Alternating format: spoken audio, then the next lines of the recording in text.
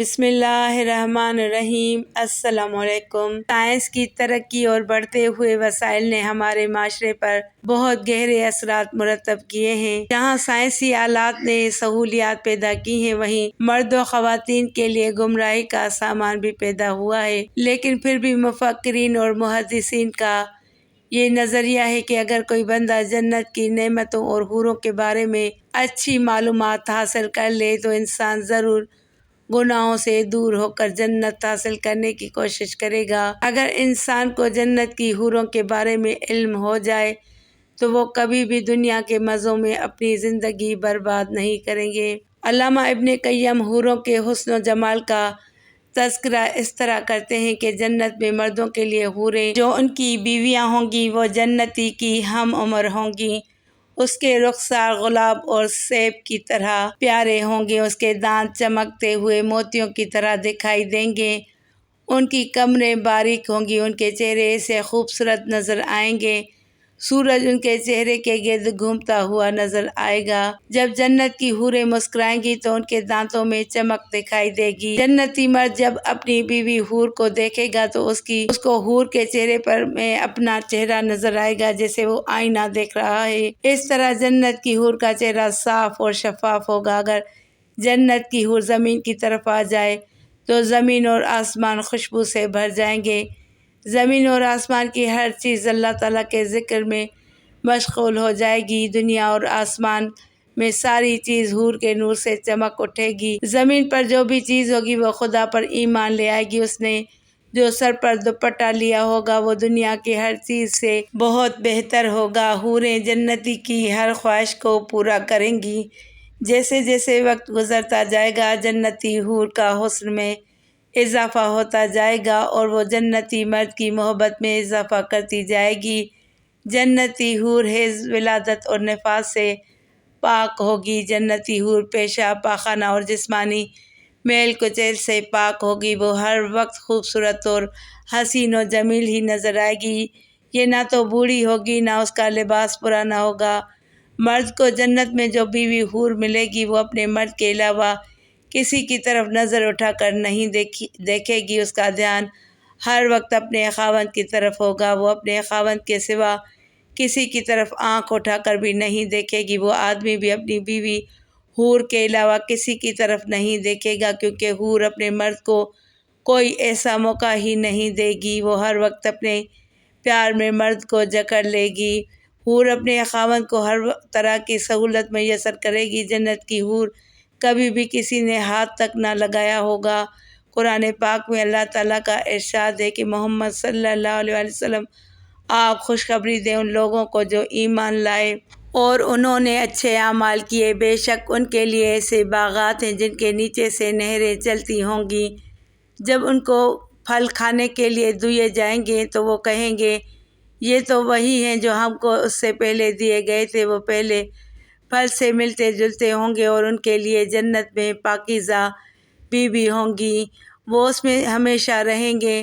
حور کی تخلیق کے بارے میں حضرت انس رضی اللہ تعالیٰ عنہ سے مروی ہے کہ حضرت محمد صلی اللہ علیہ وسلم نے فرمایا کہ حورین کو زعفران سے پیدا کیا گیا ہے۔ حضرت ابو سلمہ رحمۃ اللہ تعالیٰ علیہ فرماتے ہیں کہ جنت میں ایسی بیویاں ہوں گی جن کو حضرت آدم علیہ السلام، حضرت اماں حوا نے نہیں جنا ہوگا، بلکہ اللہ تعالیٰ نے حورین کو زعفران سے پیدا کیا ہوگا۔ حضرت زید بن ابی سلمہ رضی اللہ تعالیٰ عنہ فرماتے ہیں کہ اللہ تعالیٰ نے حورین کو مٹی سے پیدا نہیں کیا بلکہ حورین کو کستوری، کافور اور زعفران سے پیدا کیا ہے۔ ایک دفعہ ایک صحابی نے نبی کریم صلی اللہ علیہ وسلم سے پوچھا کہ جنتی حور کو اللہ تعالیٰ نے کیسے پیدا کیا ہے؟ رسول اللہ صلی اللہ علیہ وسلم نے ارشاد فرمایا کہ حوروں کو 3 چیزوں سے پیدا کیا گیا ہے۔ حوروں کا نیچے والا حصہ مشک یعنی کستوری سے پیدا کیا گیا، ان کا درمیانی حصہ عنبر سے بنایا گیا، ان کا اوپر والا حصہ کافور سے بنایا گیا، ان کے بال سیاہ نور سے بنائے گئے۔ حضرت محمد صلی اللہ علیہ وسلم نے ارشاد فرمایا ہے کہ میں نے حضرت جبرائیل علیہ السلام سے دریافت کیا، کہا اللہ تعالیٰ حورین کو کس طرح سے پیدا فرمایا؟ حضرت جبرائیل علیہ السلام نے فرمایا کہ اللہ تعالیٰ نے ان کو عنبر اور زعفران سے پیدا فرمایا، پھر ان کے اوپر خیمے نصب کر دیے جاتے ہیں۔ اللہ تعالیٰ ان کے پستانوں کو سفید رنگ کی کستوری سے پیدا فرماتا ہے، پھر باقی بدن کی تعمیر کرتا ہے۔ حضرت ابن عباس رضی اللہ تعالیٰ عنہ بیان کرتے ہیں، اللہ تعالیٰ نے حورین کو پاؤں اور گھٹنوں تک زعفران سے بنایا ہے، ان کے جسم کو گردن تک چمکنے والی عنبر سے پیدا کیا ہے، اس گردن سے سر سفید کافور سے پیدا کیا ہے، اس کے اوپر ہولے لیلا جیسی 70 پوشاکیں ہوں گی، جب وہ سامنے آئیں گی تو ارد گرد کی سب چیزیں روشن ہو جائیں گی، جب وہ قریب آئیں گی تو ان کا جسم ان کے کپڑوں سے دکھائی دے گا۔ حورین کے بالوں پر کستوری کی چوٹیاں ہوں گی جن کو اٹھانے کے لیے ایک نوکرانی ہوگی۔ حورین کہیں گی یہ انعام ہے اچھے اعمال کرنے والوں کا۔ حضرت ابن الحواری رحمۃ اللہ علیہ، حورین کو حسن و جمال کا خدائے قدرت سے پیدا کیا گیا ہے، جب اللہ تعالیٰ ان کو بناتا ہے تو ان پر خیمہ نصب کیے جاتے ہیں۔ حضرت خالد بن ولید رضی اللہ تعالیٰ عنہ سے مروی ہے کہ میں نے حضرت محمد صلی اللہ علیہ وآلہ وسلم کو یہ فرماتے ہوئے سنا کہ اہل جنت کے سیبوں میں سے ایک سیب کو پکڑے گا، وہ سیب اس کے ہاتھ میں کھل جائے گا، اسے ایک حور نکلے گی، اگر وہ سورج کی طرف دیکھ لے تو سورج بھی اس کے نور کو سلام پیش کرے گا، جبکہ سیب سے تو حور نکلے گی وجہ سے اس میں کوئی کمی باقی نہیں رہے گی۔ ایک بندے نے دریافت کیا، کیا بات ہے، سیب سے حور نکلے گی، اس میں کمی بھی واقع نہیں ہوگی؟ حضرت خالد بن ولید رضی اللہ تعالیٰ عنہ نے فرمایا ایسا ہی ہوگا۔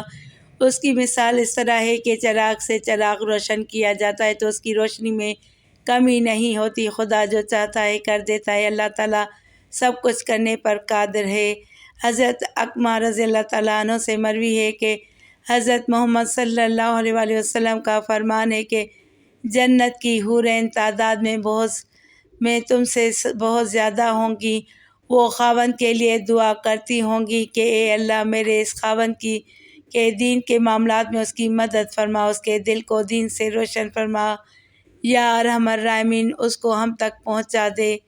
حضرت معاذ بن جبل رضی اللہ تعالیٰ عنہ سے مروی ہے کہ حضرت محمد صلی اللہ علیہ وآلہ وسلم کا ارشاد پاک ہے کہ دنیا میں جب بھی کوئی عورت دنیا میں اپنے خاوند کو دکھ دیتی ہے تو اس مرد کی بیوی جو جنت میں حور ہوتی ہے وہ کہتی ہے اللہ تعالیٰ تم کو قتل کرے، اس خاوند کو مت دکھ پہنچاؤ، یہ مرد تمہارے پاس کچھ عرصے کے لیے مہمان ہے، وہ وقت بہت ہی نزدیک ہے، یہ مرد آپ کو چھوڑ کر ہمارے پاس آ جائے گا۔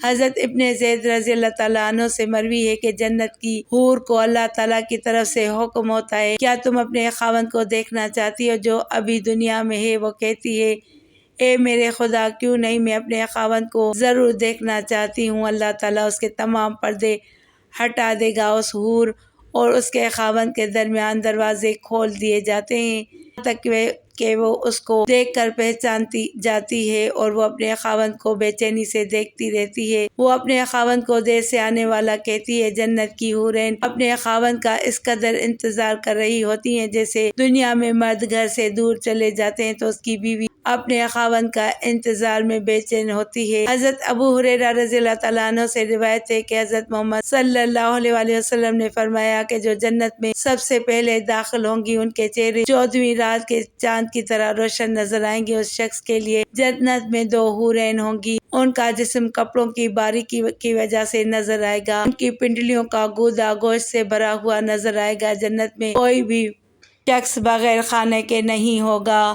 حضرت محمد صلی اللہ علیہ وآلہ وسلم کا ارشاد ہے کہ جو بندہ جنت میں سب سے ادنا ہوگا اس کے بھی 80,000 جنت میں نوکر ہوں گے، اس کی 72 بیویاں ہوں گی، ہر ایک جنتی کے لیے یاقوت کا ایک کنبہ نصب کیا جائے گا جس کی لمبائی جاویاں سے سانواں تک ہوگی۔ جنت اور اس کی نعمتیں ہمیشہ رہنے والی ہیں، یہ دنیا عارضی ہے، آخرت کی زندگی مستقل ہے جو کبھی نہ ختم ہونے والی ہے۔